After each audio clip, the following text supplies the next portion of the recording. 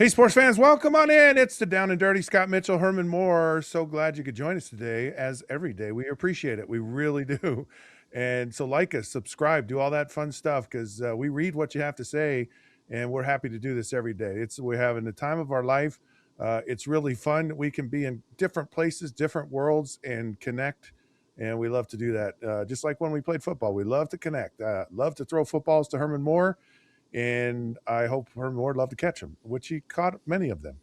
Herman is I think he's in Virginia. He's at a celebrity golf event. You can tell that he's already played golf. I think he hit a hole in one today. Herman, what's going on today? How you doing? I'm realizing that I was made to play football, not golf. Golf is a humbling sport. It is one that it's challenging, and I understand why people keep going back because you always think you're going to do better. And even you and I, when you were playing, we thought we were going to get out and play sometimes. I think we went and played a few times, like a couple Yeah. times where you were a member. And I now I understand, and I'm so proud that I did not waste any money on tee times or any of that stuff because I am absolutely terrible. Well, I won't say I'm terrible. I am a really good athlete Right. that is not very good in golf. Yeah. How's that? I actually can't. Oh no, I do remember us playing golf, and actually it's kind of fun. We should do it again. But here's the thing with me. Uh, I started playing golf. My dad got me into golf when I was a kid, and he had this beautiful golf course by my house. It was actually up in the mountain. It was beautiful, wonderful place. And I just got into it. I got the bug. I had it my whole life.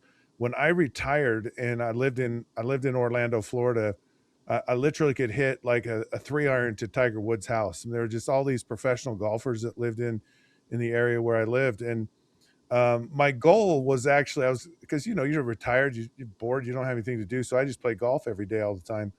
And my goal was to actually go for the next, I was like 35 years. So I was 35 years old. So for the next 15 years, I was going to go and practice and try to get good enough to play on the senior PGA tour.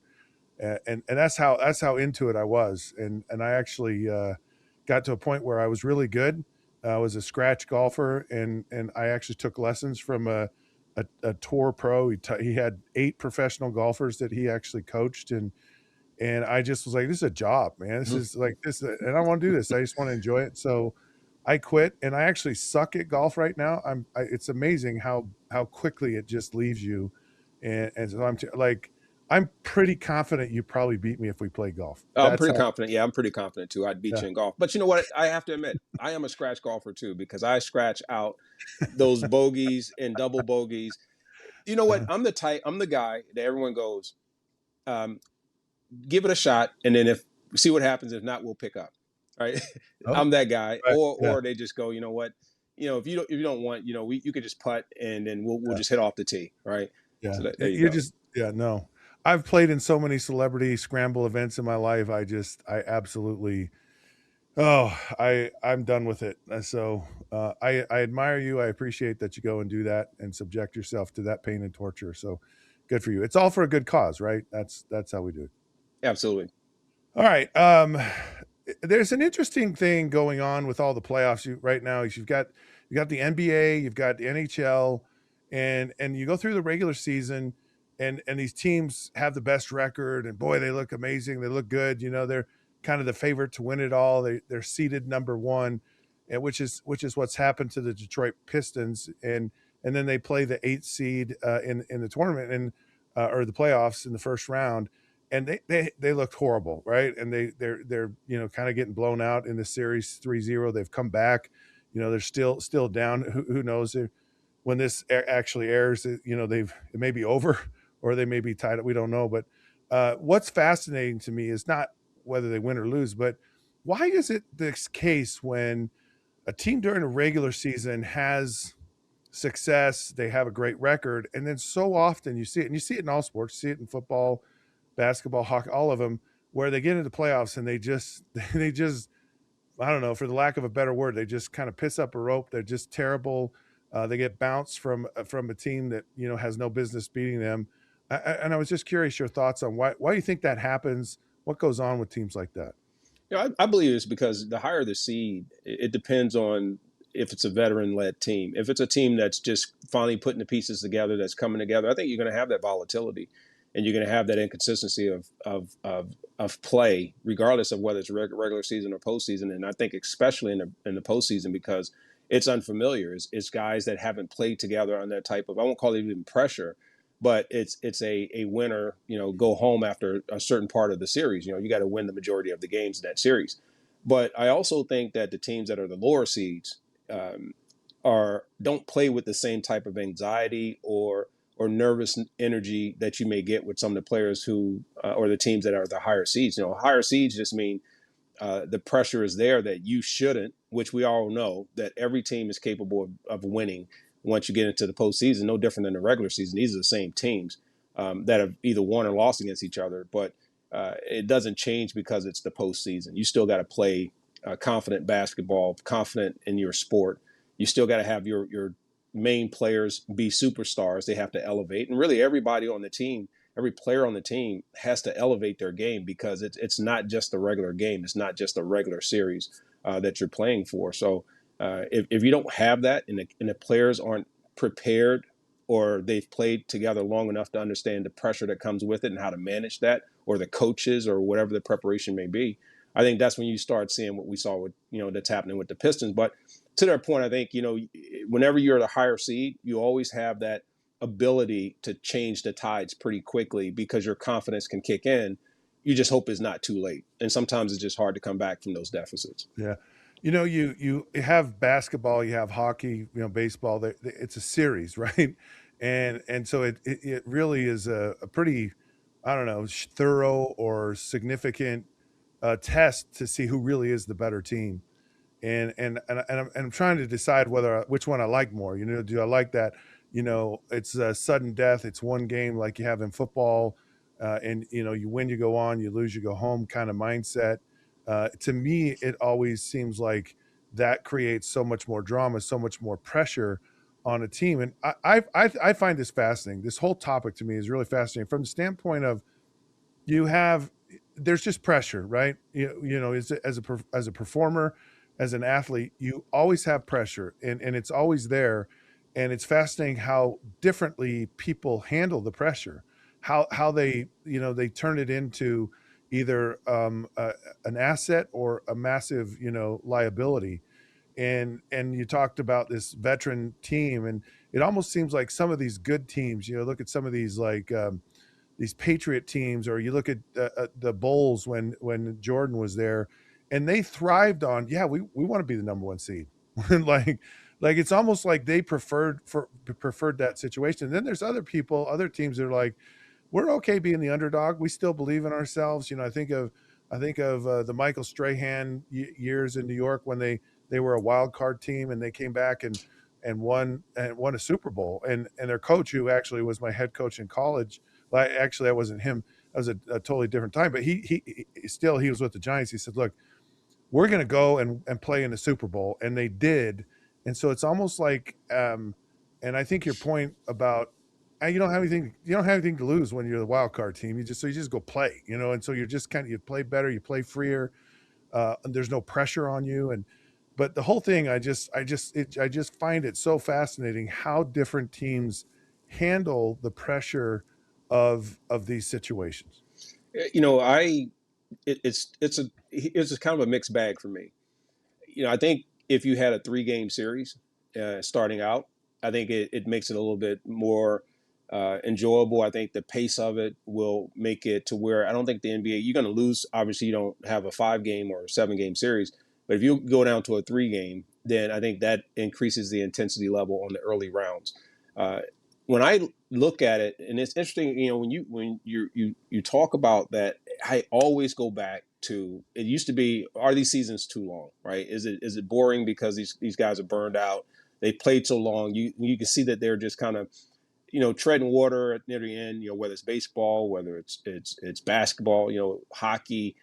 It just seems like you're just waiting to get to the end. It's like it's all this stuff that's happening in between.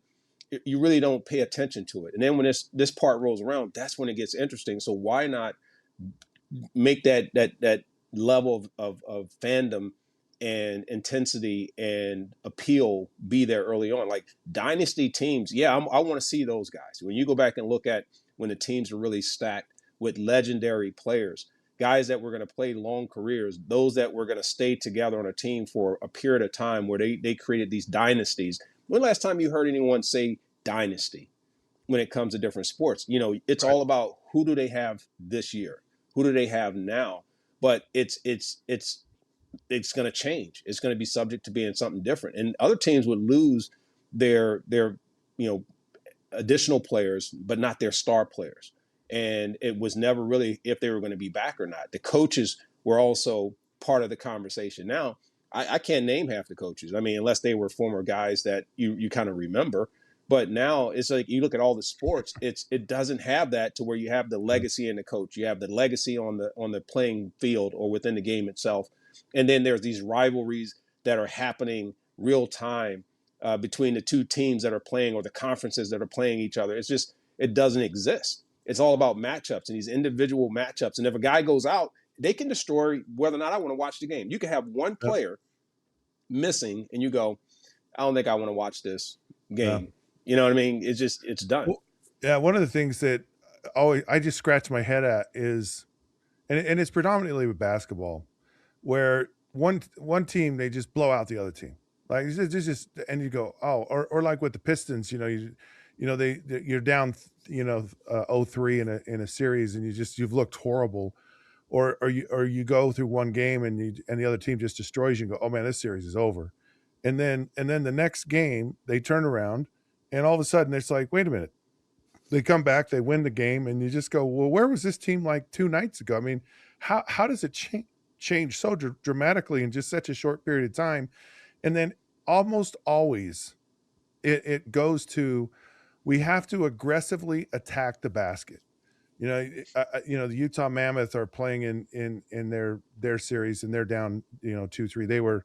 They were leading. It's kind of gone back and forth with the Vegas Golden Knights, but they always talk about, we got to go attack the net, attack. And I think you'll agree with this. Like, when we played in it was like, you go play to win. You got to be aggressive. You got to be attacking. You got to go after people. You can't play kind of passive. You can't play not to lose. And so I know this, and you hear this from all these players, and yet they don't do it some nights. And you're just like, why don't you do that every night? And it's like, and then when they do, they actually win. And it drives me, it just drives me crazy. And I just don't understand from night to night how 1 minute they have it and the next minute they don't.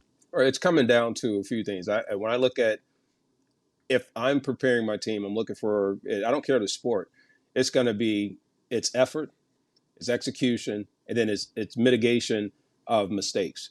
And when you look at it, it's all those are somewhat of the factors, right? You're going to game manage, that's your execution. So there's these different things that are in terms of game management as part of the execution.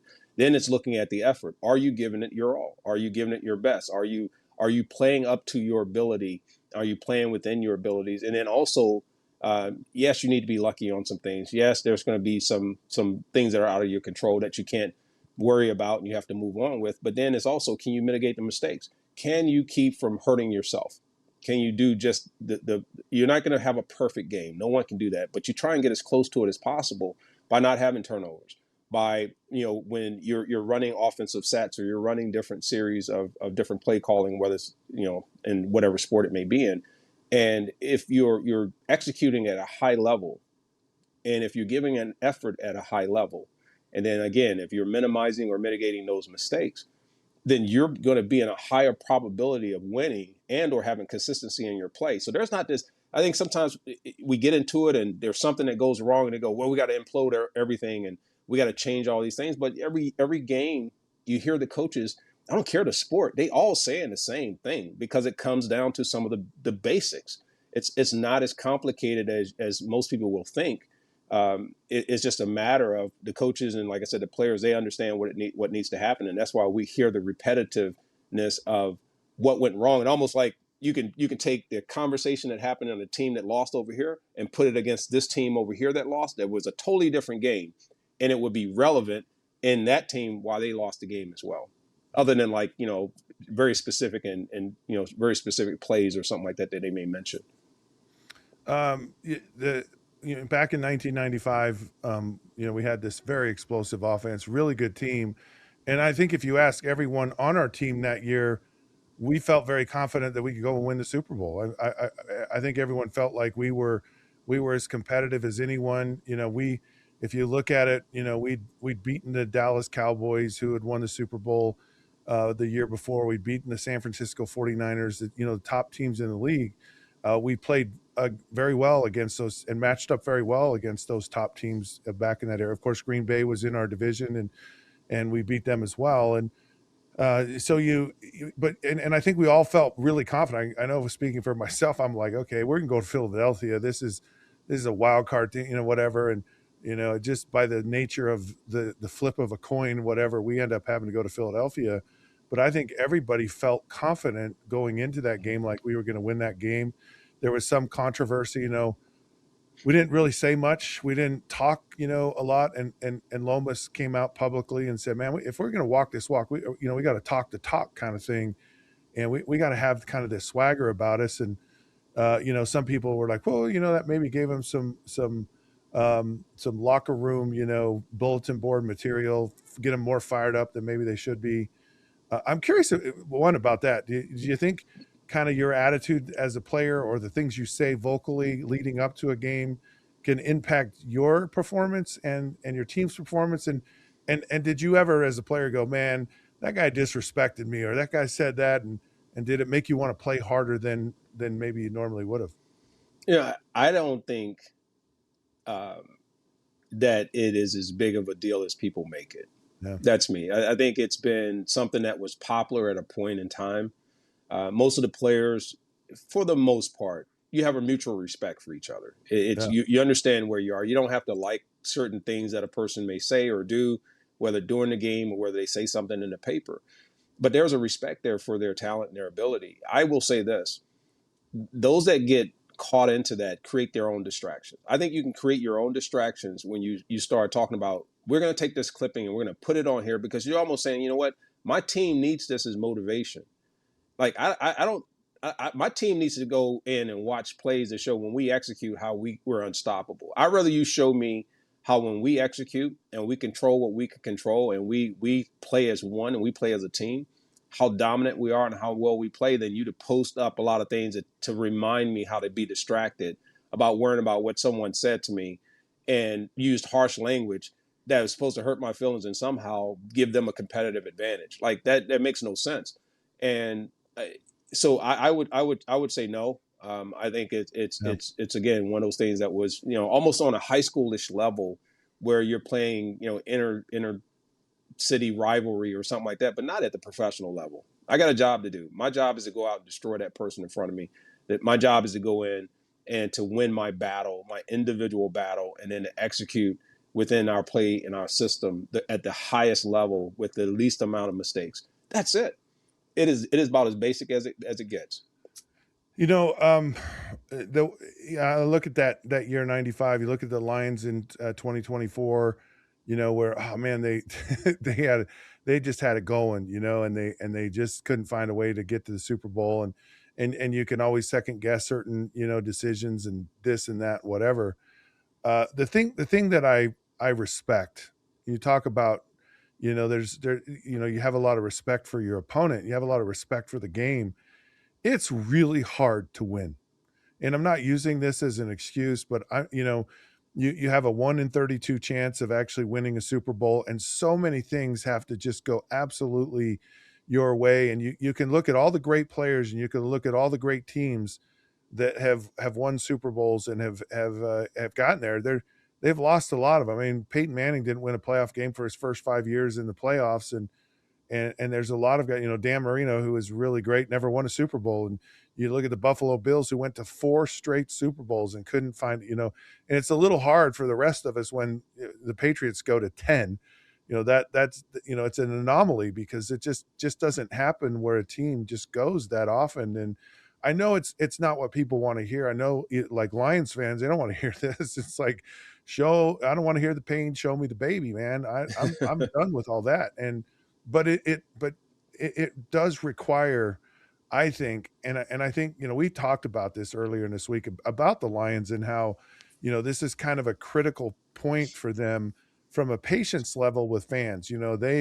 They feel like Dan Campbell and Brad Holmes and the whole crew really got it turned around and really got it going in the right direction. Now get us to the Super Bowl and win it.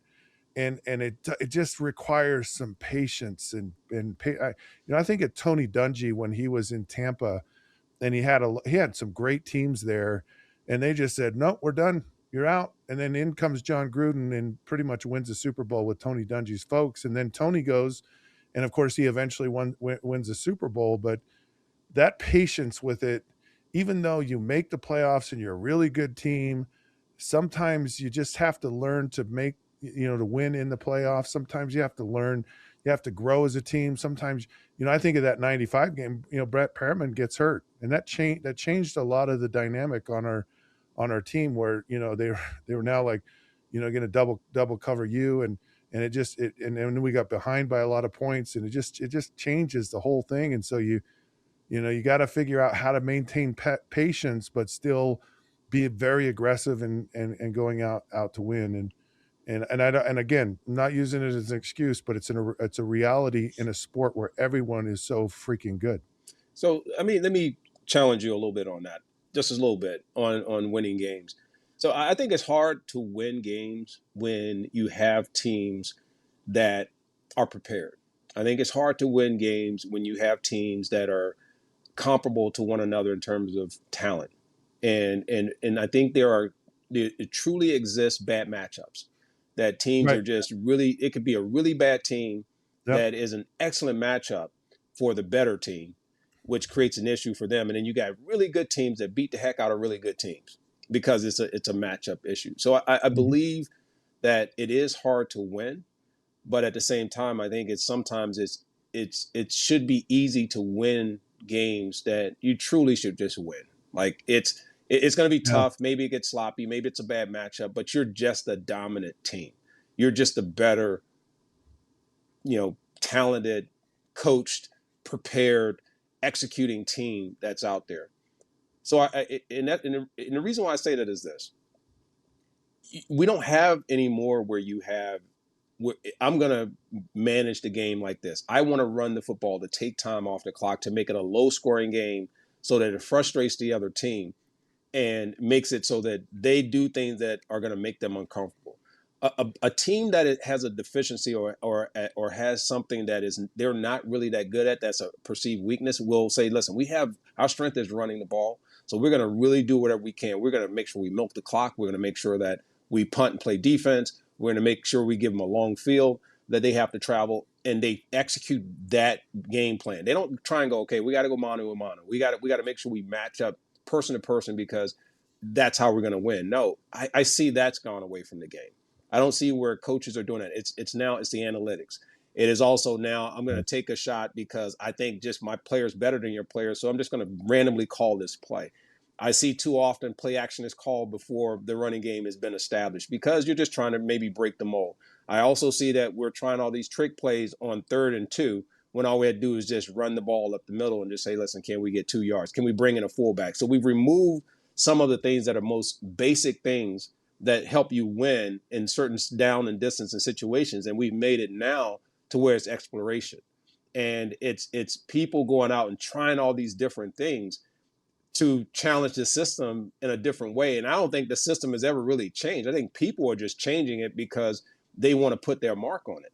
And there's just some things that just make sense that's why I think fans get frustrated. I think that's why people who look on the outside that aren't under the pressure of the game and calling the play are sitting there going, what in the heck? Why are you calling that play when all you had to do was this? Because the game is that basic at times. So if so, yes. So I'm talking about being the better team, right? You Mhm. go, okay, you should just go out and win. As you're talking about this, I'm thinking of the San Francisco 49ers in through the 80s, right? And they go to their first Super Bowl. They've never been there. They don't know how to handle it. It's actually in Detroit. It was in the Pontiac Silverdome. They're playing the Cincinnati Bengals. Mhm. And Bill Walsh, he shows up at the hotel early, and he's the bellman and he greets the team in the bellman's uniform as they get off the bus. And so he's just trying to lighten the mode just a little bit, because everyone's pretty serious. And it was a close game, and that game could have gone either direction. They actually stopped Cincinnati like on the goal line, like on 4 plays. Otherwise, they would have lost the game.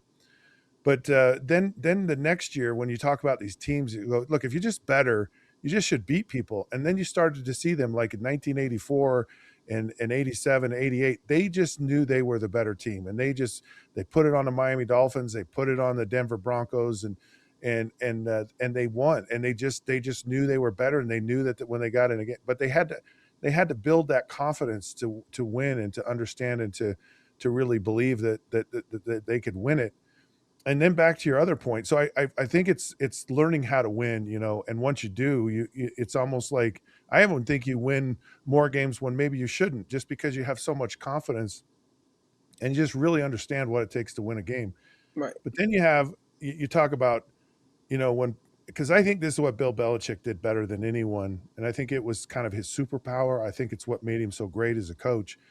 Is you talk about, hey, we're just a running team, or maybe we're a passing team, or whatever. We have an identity. Like this is what has worked for us, and this is kind of how our personnel is built. Whether we're a run team, a pass, whatever it is. And Bill Belichick said, I'm going to take that away from you. Like, my strategy is to, whatever you're really good at, I'm going to force you not. You're going to have to go to the next option. And he just really believed that teams didn't have the capability to kind of shift in a game or go to option two, or they said, we believe in that. Okay, if your matchup is you're not going to go to your primary people, and we'll take our chance beating you if you're going to go to your second or third option, because we're going to take the first one away, maybe the second one, and you're not comfortable with that, and so you don't adjust. And I think he was great at that. I think he was masterful at that. And I agree, because you're talking about these coaches go, I don't even know who any of them are. Like, I Right. couldn't tell. And I feel the same way. It's like if I was going to list all 32, I go, I think this guy, I mean, I kind of know him, but I don't know him very well. And I think a lot of it is that, well, they're really good at understanding the analytics. The analytics is driving. When I talked to Tom Moore recently, and he goes, yeah, he goes, my number two pencil just wasn't any good for people anymore. They want to get on a computer and use all the analytics. And he goes, I'm useless to those people now. So it's time to pack it up. So Scott, here's the last point I want to make on this. So here's a case in point, and you can attest to this. In '95, when we had this dominant offense, we went on a 7-game winning streak. We need to win those games, win out basically to get into the playoffs. We came in Yeah. the hottest team going into the playoffs, the most feared. And I remember in games, I told you, I said, Scott, this was probably one of the easiest seasons. I felt Yeah. like, even from a statistical standpoint, that we had. It was like stealing, right? Yeah. And even then, we took our foot off of the throttle. Think of this: we could have sometimes thrown the ball 20 straight times Yeah. and thrown not downfield. We could have thrown hitch routes, like people were playing off.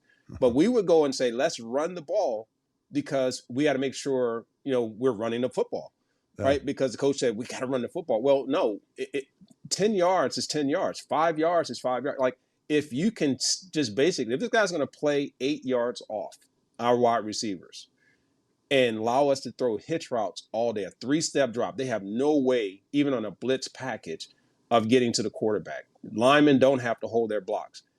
We would not do that. And people may go, well, you got to make sure, because let's say you got Barry in the backfield. I get that. But if they want to play to stop Barry, if that's their ambition, then I'm going to beat you into submission, because my receivers can catch 5-yard hitch routes. And if you go back and look at our yards after the catch, we were a dangerous group of wide receivers after we caught the ball, especially with one guy. And if you say that to certain people, even in their mindset, they can't comprehend it and go, well, you just can't do that. Well, why not? Right. Why not? Like, I'm that coach. That's why I could never be a coach.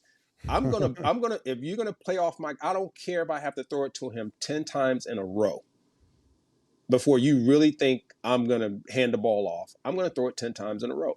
Yeah. That's situational football. That's game management. That is doing and playing to win. But coaches can't do that. It's like it's the It is tush push. amazing. And people may think we're Yeah, joking when we say this, but I would yeah, challenge them to go back and look at the footage. And I go back, we look at film, yeah, and you look at how many times coverage was off. And then when coverage came up tight or they double covered us, now we're going to throw the football, yeah, right? And we still completed it and we still made things happen. But that's the part that drives me absolutely crazy when I see it. And yeah. when we go back and we talk about why some things didn't happen in certain ways and all those things, because we took the simplicity out of the game. And people almost want you to be complex because that's where you get all the drama. The drama comes in complexity and people doing things and taking risks that make people get excited about it. Because if it works, it's like, wow, that was a great play. And then when it doesn't, it's go like, man, that was a dumb play. Why would we even do Yeah. that? Well, you think of the tush push, and everyone's up in arms about it, and they're up in arms about it because it works, and Right. they just keep running it, and the Philadelphia Eagles, they wear that play out, and man, good for them, because they can't stop it. I mean, they've debated, well, it's not fair that this is the wrong play, and you're really saying the same thing. It's like, well, no, we can't throw hitches. That's not a complicated play. And you talk about today, it's like, well, you throw all these stupid fly screens and bubble screens and flanker screen, all these quick passes and all that. What's the difference? It's not any different. You're getting a ball quickly to a playmaker out in space and let him go make a play. I mean, that's the same thing as a hitch. There's no read in it. It's like, is the guy off? You throw a hitch, and the quicker you get it to him, the more probability that he's going to make a guy miss. And you talk about those yards after catch, and yeah, it is. I firmly believe, Herman, this is not a complicated game. I'm just, Is about as I simple as it gets. It it just is not is. that hard. That's why it's Not that tough for me to hard. watch it. And I tell Yeah. people all the, hey, Herman, did you watch the game? No, not really. I didn't watch it, and then when I watch it, I get frustrated because it used to be where, and it's not all the way across the board. Tackling the basic things of the sport itself, and people can challenge me on that. I tell you like this: I guarantee I can go pull more film to show that I'm right. I guarantee I can go pull more footage to show that there's lack of contact when receivers want to catch the ball, and there's aggressive play in terms of running after the catch, and things of that nature. Like it doesn't happen as much as people think, based on what it used to be. And it's not that it's better or worse. It's smart football, in my opinion. If you're already going to have the yardage, you can get down. Why take the hits when you don't really have to get an extra yard just to prove that you can play in the NFL? But the game has changed. Player mentality has changed. The way in which we accept certain effort has changed. The way we've accepted the mentality and the approach that a lot of our superstars have to the game has changed. The level of what we think defines excellence and greatness has dramatically changed. It's not the same. And I again, this is a show where we talk about it. I'd love to hear other people's comments. They can let us know where they think the game is right now. But I really think that it's not, the level of expectation of excellence isn't the same as it used to be. Yeah. Well, we're going to take a break for just a sec, and when we come back, we're going to talk about kind of some of these pressure packed situations in sports, like which sport, which situation is the most pressure packed, which is the hardest one to complete, and really gives you kind of those still elbow or knocking knees. A funny thing happened at a golf event, and it's where the animals kind of took over. Chrissy has a clip of this. Want to show folks. Don't mess with geese because they'll ruin your life. Check this out. Staring down the geese. Okay, this brings up like I don't golf mess with is the one of geese. Scott, I don't mess with geese. no I, no no no no. I know geese will get you. yeah, Like they gangsters, you gangster think they're geese. nice, Mother Goose, and all that stuff, and all the rhymes and all, man. No, they will attack you and they will hurt you. Like geese are no joke. But I'm really glad we got to see this because it brings to my mind, like we play in sports, and a lot of times sports are kind of in a natural environment. You think of Randy Johnson. I don't know if you remember. Mhm. He was pitching in a baseball game and hit a I think it was a seagull. So he's throwing a pitch and it just perfectly timed, and he just destroyed this bird, and it was really quite dramatic, and it was just so improbable, because he's out there in a baseball game, and he's just not thinking that there's going to be a bird flying by, and he just pummels the bird. But I almost like the idea of animals being kind of becoming a part of the sport. And you look at golf, like they bring geese, but there's also alligators. They play a lot of games in the South, a lot of and you'll see alligators come up onto the field. And I wonder if it's not an element that we could kind of add into like football, because you think about like the gladiators in the Colosseum, and they were fighting lions, and they were fighting like real lions, and maybe that could be the halftime entertainment, or maybe that, I don't know. It just to me seems like maybe they bring in geese. I don't know, but is there a place in sports for the wide world of the animal kingdom to be a part of things? I mean, clearly it comes in at times, but is it something that we can actually stage and make entertaining? Scott, are you sure? And I mean this. Are you absolutely positively, like Samuel Jackson that said, listen, absolutely positively, right? Sure that that they have a lot of cannabis shops over there in Utah, right? Yeah, not really. Right? They Silly really syrup. don't. You don't have any of that? No. Any Well, gracious gummy bears? Like something. You got to have something over no. there, Scott. I'll tell you what we do have. Listen, man. No. We have It, Nevada, and we have Colorado on both sides of us. There's a lot of cannabis there, and the wind flows both directions. So we probably secondhand cannabis. I'm a secondhand cannabis smoker. I don't even know that I am, and maybe that's what it's coming from. I don't know. no, it doesn't have to be that. Here's my. All right. So, is there a place for animals in some of these sports and all those? I think you're gonna introduce a whole new population of people that are gonna want to boycott that and want to get in there and have a problem with it because you're using those animals for outside of their natural habitat, and you want them to engage in entertainment for the purpose of profit for people. Stay there. The second one is, if we're going to do it, let's go hard in the paint. I mean, let's go to Yeah. the Serengeti and let's just basically say, listen, everyone's got to get a nice little smell on them that whatever attracts the animals, the most violent animals out there, and let them go. That's it. Make it a real entertaining sport, like being hunted, right?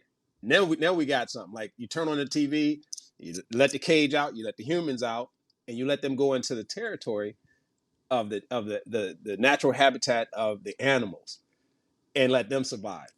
Stop. That's not turning around. That's too docile. That's too staged. That's too Yeah. letting the animals come in and now we're parading them around and we're doing all this. That's not fair, man. That's not fair. The entertainment comes seeing how we survive in the Amazon, how we survive in the Serengeti, how we survive at night, and all of a sudden we don't have night vision. So I think it would be the most epic reality TV show ever to do that. Instead of the And running man, right? Instead of running man, like a real life running man, like yeah, running people. yeah, Let them go. We got yes, enough. Listen. We already overpopulated anyway. We got a lot of people. As they like to do. Know what we say to the deer when it's too many? We thin the population, right? yeah. All right, let's thin the population. Let's do I it for the animals because we've encroached on their area. Now it's time to let them have a little bit of payback. All I want is for someone to stand up and just say, "Are you not entertained? Are you not Oh, they entertained know they by won't this?" be doing that. That's what I want. I, Not when I you got just an want 80-mile-an-hour cheetah coming after you. yeah. So here, I guess the thing that just struck me with this, and part of it was kind of it was because it's golf, right? So the Mhm. geese are coming out on the golf. It seems like all the mean animals show up at the most docile event, a golf event. Like these guys, it's very buttoned up. I mean, you've been playing in a golf event today. It's very buttoned up. It's very quiet. Everyone has to be shh, don't say anything while they're hitting the ball. And yet you see some of the most vicious animals or situations come up in a very sublime and kind of back laid back kind of sport. Why not bring in, that's all I'm thinking, just bring something in to like a football game, play a football game out on a golf course, We and listen. I saw some just birds circling. wildness happen is Look, all. man, birds were circling when I was playing. I don't know if that was a sign or what. Like they were only over the hole where I was, and it was a lot of them, and they were nowhere else. And then when I left, they left, and I didn't know if they were just like, you know what, this guy is just really that bad or what. But you say it's kind of docile, right? But it's not. You know, you go to these outings. You know, you how many people go to these outings? And one, you got the beverage cart. You have at this one in particular, you had this was pretty cool. Like, let me tell you a little bit about this one. So, and this was at Chris Long's outing, Water Boys. And he does a tremendous thing where they raise money for water for all these third world countries, and these people have to walk, you know, 4, 5, 10 miles just to get water, and that water they bring back is still not really drinkable. But it's the only source that they have for hydration. So they're doing some tremendous things there. And at each hole almost there was either food or beverage. You know, normally you go, you got to wait forever just to get to the hot Right. dog or the hamburgers, right? This Yeah. was like, man, I had lobster biscuits, like just lobster and drawn butter on a nice bun, right? It was actually pretty awesome, right? Then you had another one where it says like barbecue from different parts, whether it's Kansas City barbecue, North Carolina barbecue, or whatever it may be. And you got all these different sauces. Then you got the different beverages, you got different wines because there's vineyards and stuff like that here in Virginia. So it's like this experience, and I was like, now this is a little different. This is a little different than what I've gone to, where you go and you know you had the people rolling the cigars and stuff like that. Man, if you want a cigar, and cutting it up for you, and fitting golf clubs, and if you want to change the shaft of your golf club and then put on a different one because you needed, you know, one that didn't have as much give, and I mean all done right there at the hole. Like, so I'm just going, you know, that's I could do that. I could do that outing versus the other ones where it's just, you know, a little different. So, as you're talking about food, I think in North Carolina, you know, I think of barbecue. You know, I think of Maryland with the crabs and the crab cakes. You know, Philadelphia has got Philly cheesesteak. You know, you talk about the lobster in Maine. What's Virginia known for as far as food? Like Uh, I was just trying to. for Is it known food, for food? oh yeah. Let's see, what would Virginia be known for food? Um, I wish I could say soul food, but can't say soul food. So let's think this through. Why can't you say it? Because it's not true, or just because you can't? I mean, Because it's not the same. I mean, it's in the South, but it's not yeah, South, right? I yeah. think we're probably known more for desserts, um, wines, cheese, um, ham, pork. You're known a lot for that. So Uh, what does it mean that Virginia is for lovers? Right? Isn't that a saying? Is that hey Scott, don't start with me. What's your state motto? distinct greatest snow on earth? The greatest what?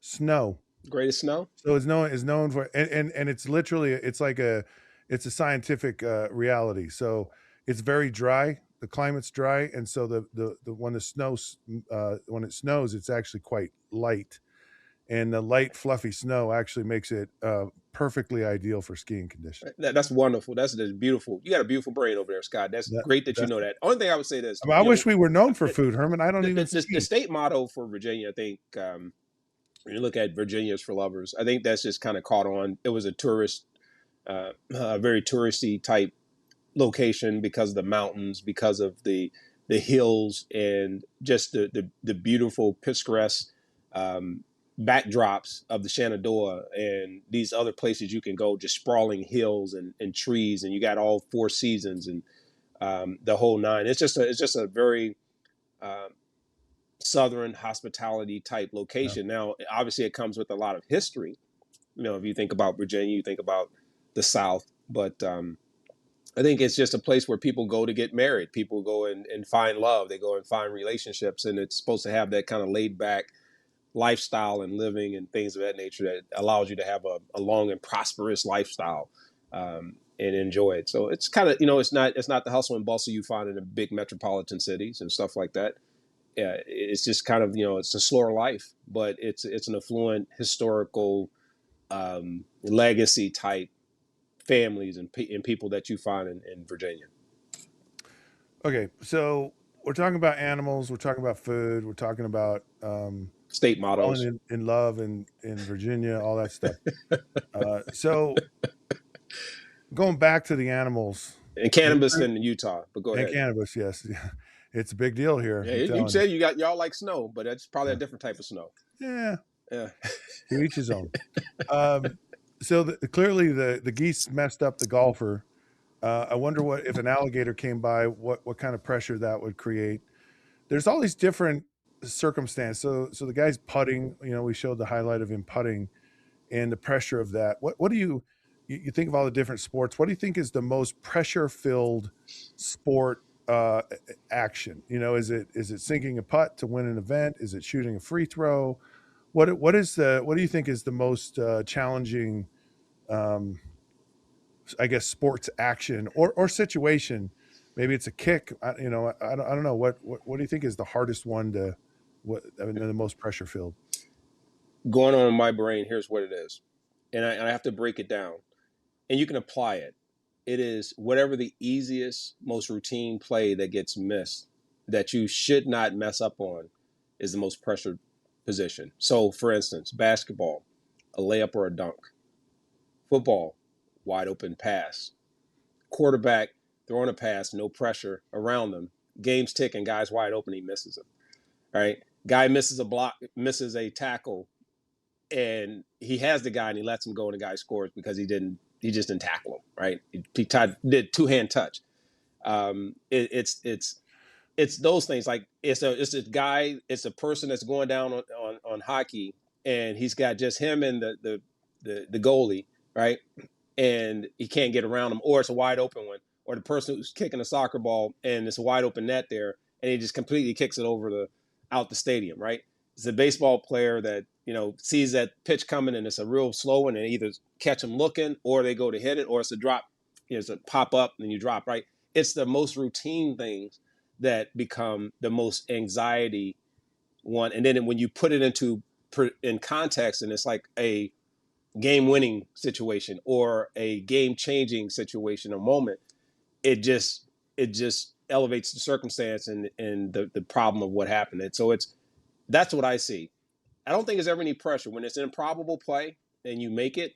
It's no pressure.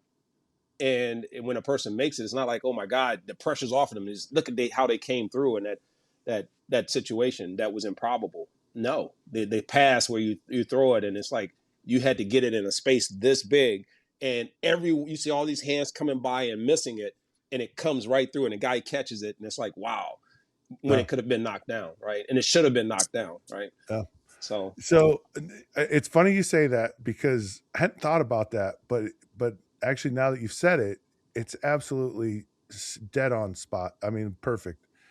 Because people go, what's the hardest throw to complete? And without question, I always tell people it's when a guy's wide open. mhm. And what happens when he's wide open, one, you're not used to it. Like you're like, just visual of it is just like, oh my goodness, I don't know what to do here. And so you tend to rush. And when you rush, that's when your feet aren't set right, and you make a bad throw. And it's one of those where you may even complete it, and so he has to slow down to catch the ball. It's behind him, whatever. And then the defense, has a chance to react. Where it's like, man, if you just lead him perfectly, he's going to walk into the window or the end zone, or it's you overthrow him or throw it in the dirt because you're trying to throw it so quickly, and so playing off of that. Well, I'll just tell you, for me, the most pressure filled and the worst thing in the world that I ever had to do was to hold for kicks. Like, oh my goodness. And it gives me anxiety today to watch these guys and how they do it. And there's an art to it. And there's some techniques you learn. The ball travels faster than you reaching out your hand. So just let the ball come all the way back to you. Don't reach out for it, because you reach out and you have to pull it back. It just takes too much time. I mean, but it's just, I hate it. Right. I absolutely hate it. I think the most pressure packed thing that you do in sports is to be a fan. Like, because you talk about, like, I I I I tell people all the time, I love being in front of 70,000 fans with the game on the line, millions more people watching on television, And I have the confidence to go, man, I'm going to throw it right. Like I'm going to hit him right in his lead, number on his jersey or like I can throw a ball down the field with a lot of confidence and put it in the right spot with all of this going on. But it's so hard to sit on the sidelines, whether your defense is out there or your kicker is out there. And the most pressure I feel is when I don't have an ability to do something about the game. There was an interesting thing that I saw happen this year's men's Final Four. It was March Madness, whatever it was, and I think it's when UConn made this 3-point shot to beat Duke. And what was so fascinating, they showed 10 different camera angles, and when the shot went up, it was complete silence.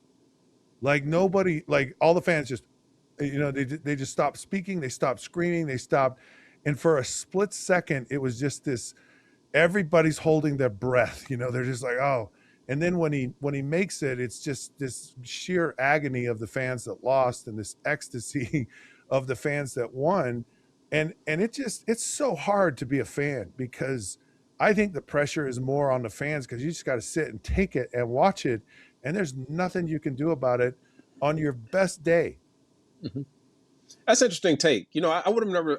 When you were saying that, the initial thought was, where's Scott going? Like, why would there be pressure, and anxiety, or just that feeling of just helplessness from a fan perspective? You got the freedom to go to the, you know, to walk away from the game. You can leave. Uh, You're not worrying about someone, putting your name in the papers the next day. You're not worried about having to do press conferences and explain what went wrong and right or wrong.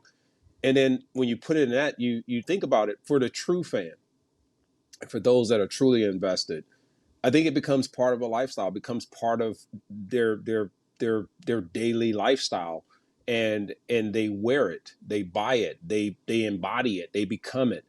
And those that stay loyal to that, I truly believe they feel the pain and the frustration when the team and the players are feeling it. So they may be sitting in the stands, but I never thought about that part that you just mentioned, like the hopelessness and helplessness. Like, they can't impact it, they can't change it. Yeah, you can make all the noise you want, but at the same time, you don't get to have a say in anything. But you have to give that 100% support, and you're paying for it.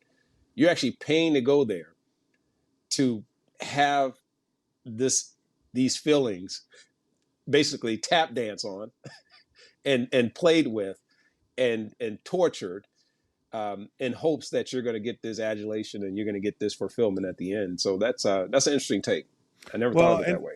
and I think about like parents or spouses, or who go to games, and they have to listen to the fans say whatever the fans are going to say, but they're agonizing because they've been the ones who drove you to all the practices or took you to all these places, who supported you when you were nothing, or and raised you and birthed you and all that stuff. And so there's just and I love the view of when they show the parents of these athletes, and just the sheer agony, that it's just like, I can't watch it. The moms are over there just like covering their, and I just, to me, feel like that's the most pressure thing you can get into, because when you're an athlete, like so often you're just like, man, I didn't even think about it. I was just like calm and cool, and I know it's pressure, but I just think it's harder for the people that aren't there. That's probably a different level. That's different levels of fans right there. Even with that one, I think about, like, the parents are sitting there, they're fans, but Yeah. they have a whole different type of investment in terms of their emotional investment into it, because it's their kids, right? And if they're getting booed, then they feel like they're being booed, right? Or they feel like they have to defend a position. And if their son or daughter's being celebrated, they kind of get to feel that energy of, hey, all these people really liking and having this massive feeling of greatness on my child. So that's interesting. So I have 5 kids, and um, some of them were athletes, some of them weren't, and I just let them do their thing, and I supported them. It was fun to go to all the different things. But now my kids are having grandkids, so I have 4 grandkids now, And I made it very clear to all of my kids. I said, look, I love you and I'll let you do your own thing, but I want athletes. For grandkids, I want athletes. I want to go to these games. I don't care what it is. I don't care. I don't care what sport it is. I'm not going. I'm not going to dance recitals. I'm not going to competitive cheerleading anymore. I'm not doing. I'm not doing any of this stuff. I appreciate that you guys. I want athletes. And the funny thing is, all of my kids said I agree. So why So why is that? Why is it that you want athletes? because I I'm want to just go. curious. I'm not I saying just there's want anything to right or go. I wrong on want to it, go but watch like, the why? games. Because you I want just you want. want to I watch the just games. Yeah. I want to go watch my grandkids play sports. Like I absolutely enjoy that. And that's why and so I just give me athletes. That I sounds don't like a lot of busy work with no real investment on their end to actually make it worth my while to be there. Like if I want them to know that I'm getting some life lessons. I look at what the sport brings in terms of the discipline, all that. If it's just going for participation awards, man, I'm not there. I got other stuff. Let's go do. I'd rather they come hang out with me and we figure out something else. no no no look, I am the biggest proponent of growing up and participating in sports and that I got a tremendous amount out of it, But believe I don't me. want just participation awards either, man. No, and I'm not Like no no I want no them to be no invested. If they going no in, when I want them to look, go hard to paint. okay, if I said I want participants, then I would have said I want your kids to participate in sports. I said I want athletes. Okay, I Right. want these Okay. kids Well, I to didn't hear all the discipline. That's all I'm saying. I didn't hear the yeah. discipline. I No want them no to no make sure like that they go. I want to make sure that they're committed yeah. to excellence and be their best, not only as an athlete but as people and their manners and all these things and their the lessons they're learning with team and leadership and conflict resolution and how to deal with um, uh, being told no, the unfairness that happens where you may not be the person that's getting the time when you think you should get. Like, I get it for that, but I'm just not going. And if they're terrible, it's like at some point you got to put. It used to be, you know what, you got to stick with it until you just see where it goes. You got to see it all the way to the end. No no Sometimes you got to look at no it as a parent and be no honest. Be honest with no yourself and say, listen, my son or daughter, they suck. Like no they are absolutely hard. Put them in something else because you're killing their confidence. yeah. You are destroying their confidence because now you're making them do something that they even acknowledge that they're terrible at.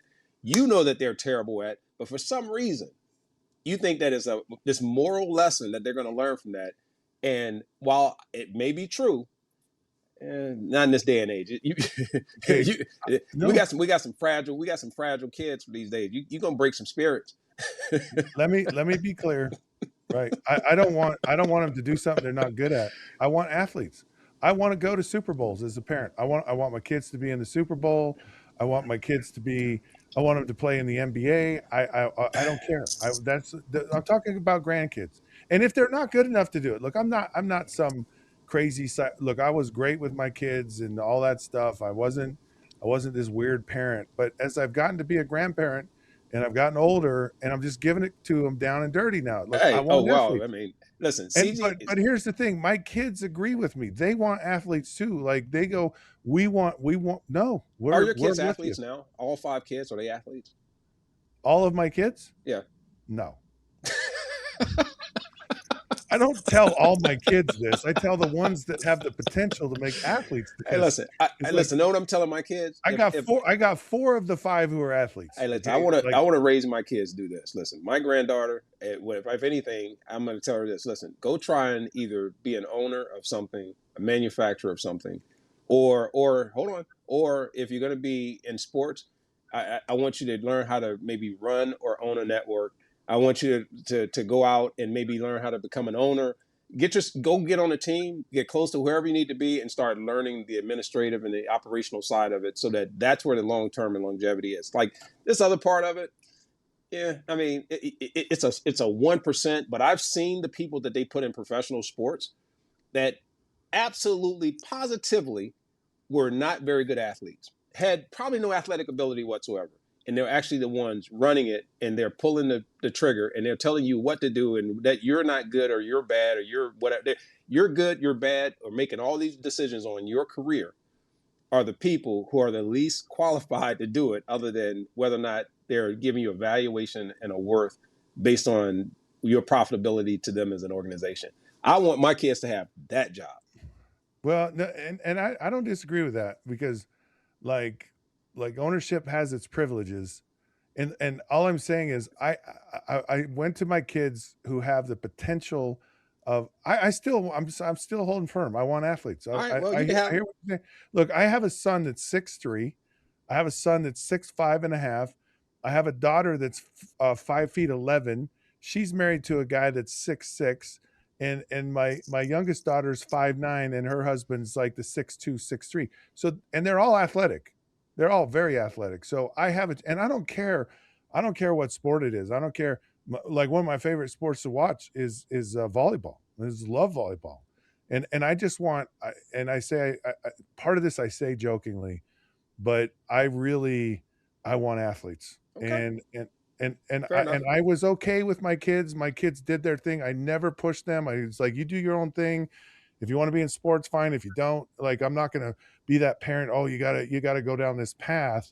And my kids are very like my kids have done very well. Like they're like I have amazing kids. They do remarkably. But I just said, look, I don't care. I'm going to be selfish as a grandparent, and I just want athletes. I want to go watch great games. That's it. That's Okay, all I'm saying. But you take that. you can't demand that into submission though. You can't be like, Chrissy, you're an athlete. I'm a You can't. grandparent, and I can do whatever I want because I'm going to do it. I'm I'm like, I'm I've been demanding that nice they my become whole life. executives. How old are these grandkids? They're like 3. Good luck. Just good luck. They're either going to be an athlete naturally or they're not. No, I have kids who are built no. I'm going to athletically will it and they into have my zero grandkids. I was interest. too nice with my kids, and I'm You're not being. setting them up to hate No, I'm not. sport. My kids love me. My grandkids love me. Look, here's I the didn't say thing. you. I said sports. They actually are already they like sports anyways. So this is not They a will or they won't. That's the no, thing. It's going to be this is natural or it's not. this is You a can't. this is a no-brainer for me. I know they're going to do this. Okay. Hey, he's locked in. What say you, CZ? I mean, no, you can't. I have living proof of that.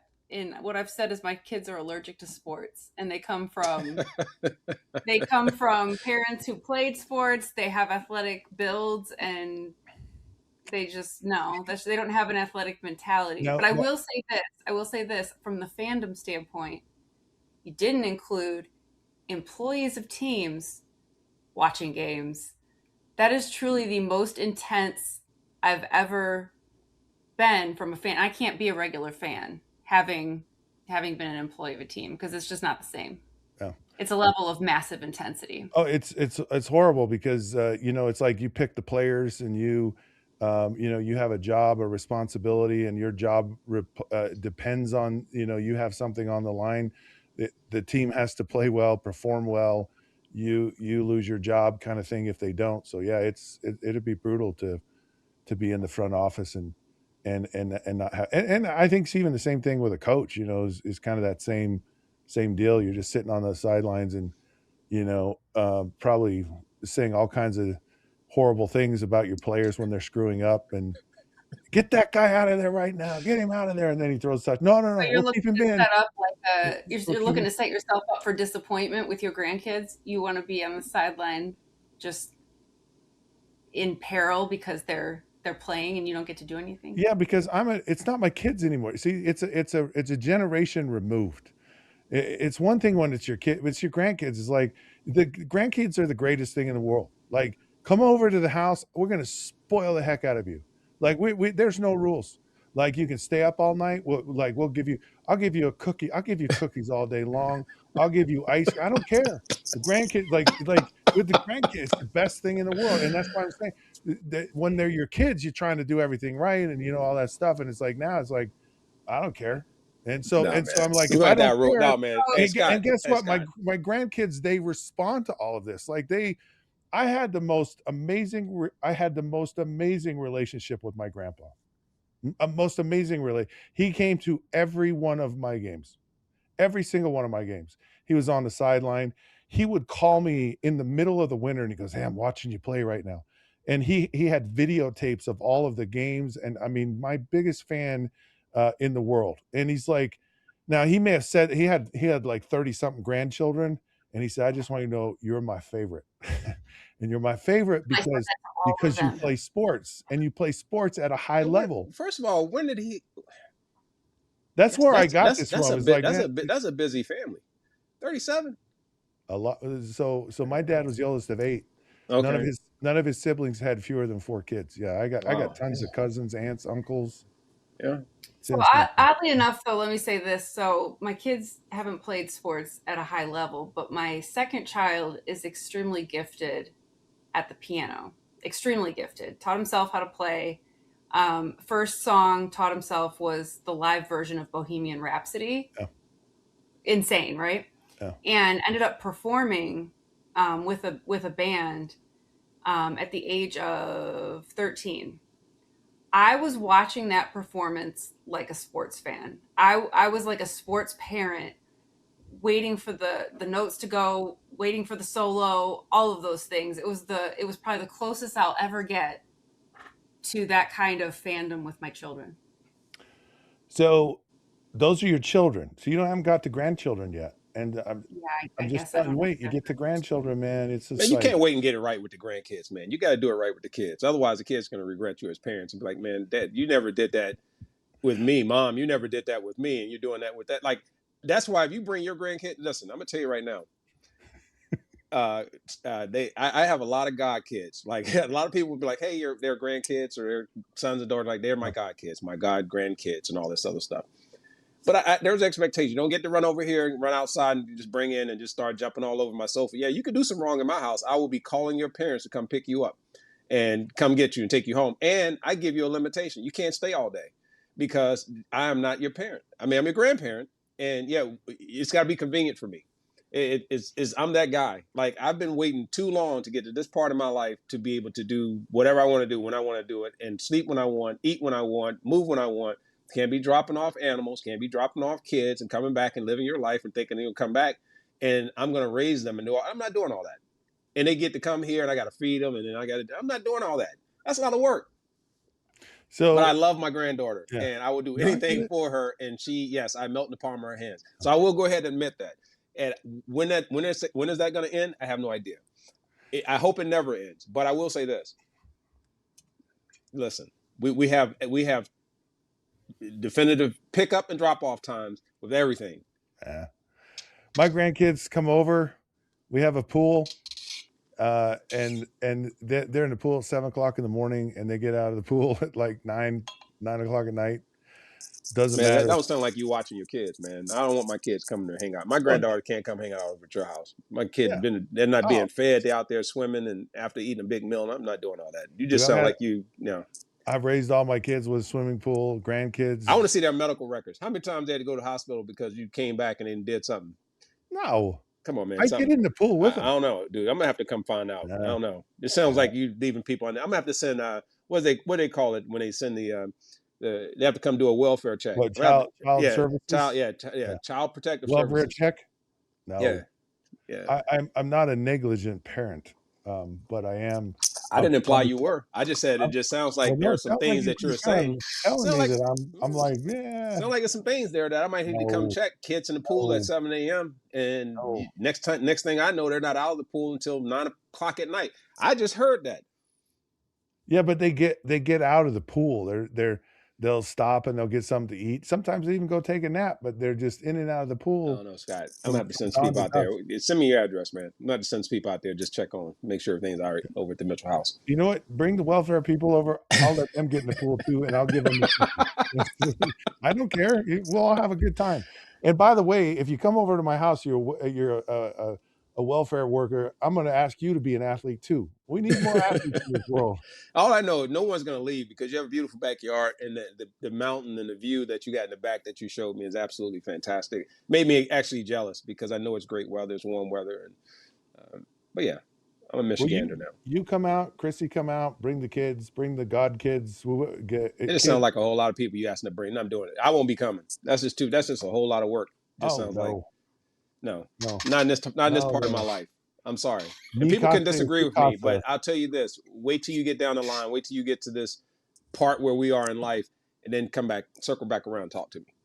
We'll go from there. What part of life? What part of life are you in that I'm not in? Man, listen. I listen. The guy showed me this. He did this. He said, "Listen, I'm gonna tell this to all the people on here. Listen, this is a nice little thing to do. I did this for some kids, and I've done this at a couple of my speaking events. Took out a tape measure, and you show where you are in life. Like if you're 10 years old, you're here, and you expect to live to be 90 or 85, whatever. You look at all this life you got left, and you look at all the little bit of life you've lived. Then you get to 20, and you go, oh, well, I've lived 20 years, but really it's not a whole lot. And then you still see you got 60 more, 70 more years left. Then you start getting up there, 40, 50, 55, 60. It looks like this much, and all that's gone. And I don't know, I don't have time to be given a whole lot of this to when I only got this much left. If I only got 20, 25, 30, I don't know what I got left. God willing, I got all the time in the world. But the reality is we don't. Yeah. I will keep it in a healthy spot to where I am present 100% of the time. I've given you my best, and I'm loving on my grandkids, my son, my other son, my family, my relative, everybody. I will to the greatest of my ability. But when you're not there, it's all me. So what you're saying is exactly why I want grandkids to play sports, because I don't have that much time left, and I want to see athletes with my time left when I have grandkids. And just so you know, my grandkids don't live by me. Like they have to drive hours or fly here. So there's a lot of time that I have with myself to be present and all that. So I agree. I agree 100% with what you're saying. I'm just trying to get out and figure out the rest of the life. If they want to come roll with, they can ride shotgun, they can get in the back, we good to go. But they're gonna have to go where I go. We can't just be parading me around to go play on the food at the mall, right? And kicking around at the all the little nasty toys they jump into. I'm not doing that. I take them with me to do the things I like, and then they like those things, and then it's magic. I can roll with that. That's magic. All I right. can roll with that. All right, we're gonna roll. We're gonna roll on out here. We gotten very down and dirty today. Hope you've enjoyed the show. Thank you, Chrissy, Martin, for all you do. Fun week. Herman, he's Herman Moore. I'm Scott Mitchell. This has been the Down and Dirty. Until then, we'll see you then.